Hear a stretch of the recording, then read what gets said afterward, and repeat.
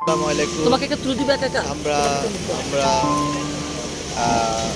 এই যে একদম চলে এসেছি খুবই সকালে, সাত সকালে যে সুন্দর একটা এনভায়রনমেন্ট সেটা আমরা ভোগ করছি। সাথে কফি নিলাম, সেটা খুব ফ্যান্টাস্টিক। সবসময় আমরা মিল্ক কফি খাই, আজকে ব্ল্যাক কফি নিয়েছি সাত সকালে। কফিটা খুবই চমৎকার ছিল, খুবই টেস্টি। ভিউয়ার্স, আবার কথা হবে ইনশাল্লাহ। আসসালামু আলাইকুম। আমরা চলে এসেছি সমুদ্র সৈকতে এবং এটি হচ্ছে সুগন্ধা বিচ। আমাদের এই বিচটি হচ্ছে একদম আমাদের হোটেল, আমরা উঠেছি প্রাসাদ প্যারাডাইস, ঠিক ঠিক ঠিক তার সামনেই। খুবই সুন্দর। এখন বাজতেছে সকাল 5টা 44 মিনিট। আমরা সকালে খুব সুন্দর একটা ভিউ দেখতে পাচ্ছি। সঙ্গে আছে জাহেদা সিদ্দিকা বুবলি, মানে আমার প্রাণপ্রিয় স্ত্রী। সেও সকালের সৌন্দর্য ভোগ করার জন্য খুবই আহ, আহ, খুবই তৃষ্ণার্থ। কারণ সকালের যে ভিউটা থাকে সেটি আসলে অন্য কোনো সময় থাকে না।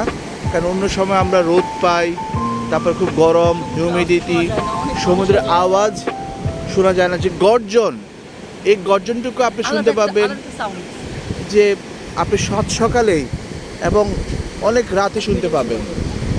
অনেক বেশ সুন্দর। কোনো ভিউজ আছে তোমার? কোনো ভিউ?